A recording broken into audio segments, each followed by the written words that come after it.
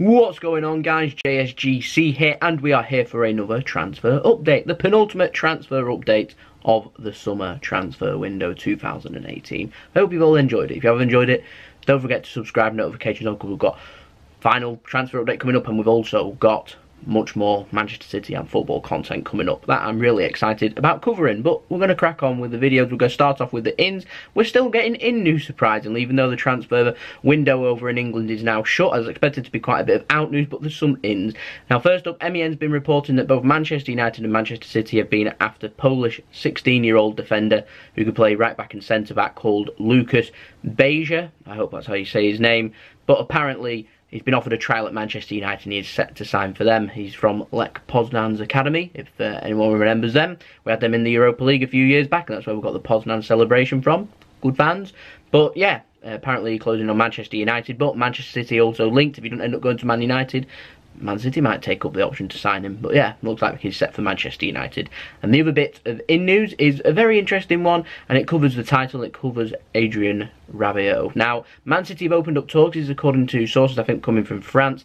Man City have opened up talks with the player, because he's got less than a year left on his deal with PSG, Paris Saint-Germain, and he's going to be a free agent next summer. Manchester City and PSG, I'm almost certain, won't enter into negotiations. Both the owners don't like each other's countries. They won't do deals with each other. So that rules out any transfer fee or anything being involved. But he'll be a free agent in the summer, and then he's open to talk with anyone that he wishes. Now, Manchester City are chasing after a central midfielder.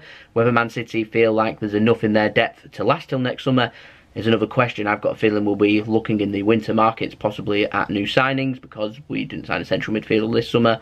But it's been reported basically in France that Man City are chasing Rabiot, but I imagine there'll be quite a few clubs there.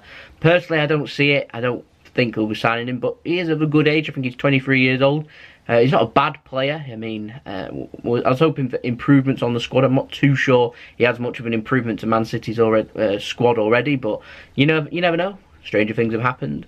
There we go. We're going to move on to the outs now. Some very, very interesting stories here. Now, first up, quite a bit to get through with Oleksandr Zinchenko. Now, sources in Spain have been saying that Real Betis want to make an offer for Zinchenko. They wanted him on a season-long loan. This was coming from the back ends of last week. However, Manchester City want them to buy him permanently. Now, they wanted to loan him for a season and then offer around £10 million with an obligation or an option to sign him permanently, which could still happen, but Manchester City want £15 million. Now, I imagine Man City would deal with a loan deal for them if they've got an obligation to buy him for somewhere around £15 million.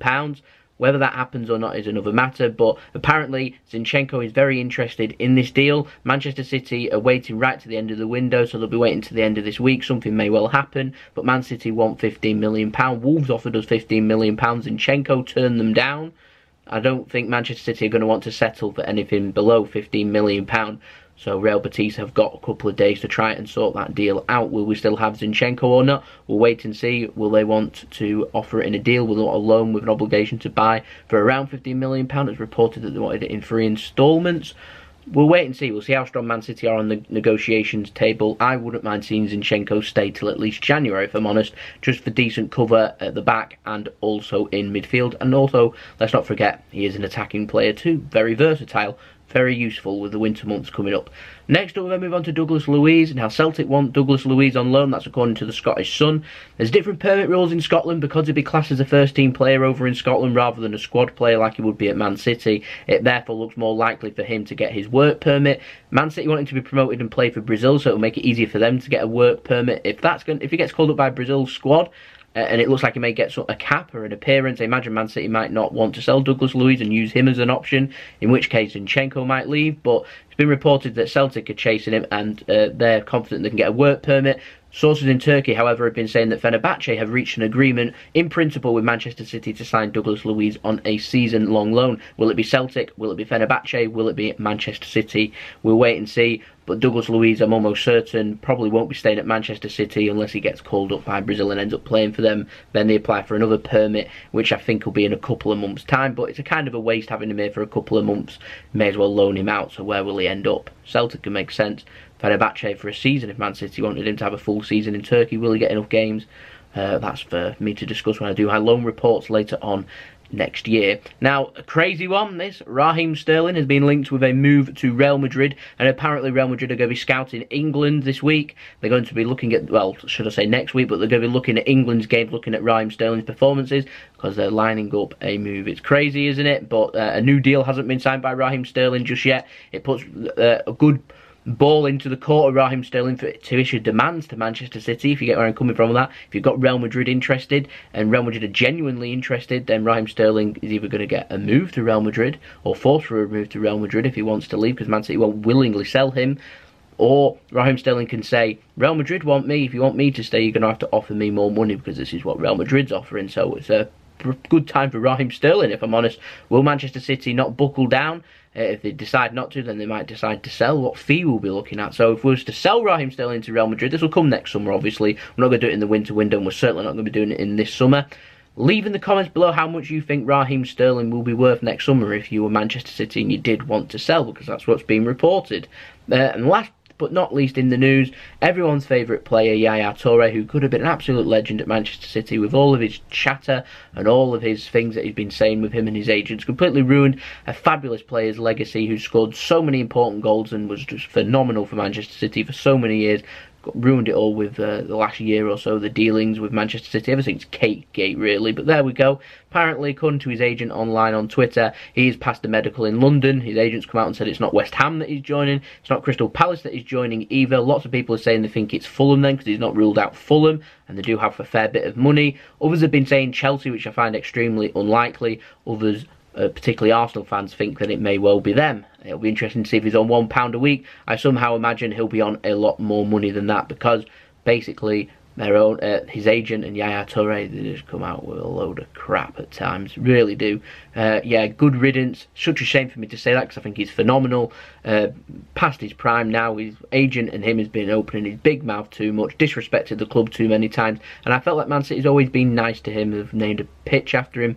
They've got a nice memorial for him at Manchester City's academy that I went round a few weeks ago. Do you know what I mean? We've done a lot for Yaya Toure. Everyone appreciates Yaya Toure, so I'm not too sure why him and his agent decided to go and slander Manchester City, and in particular Pep Guardiola.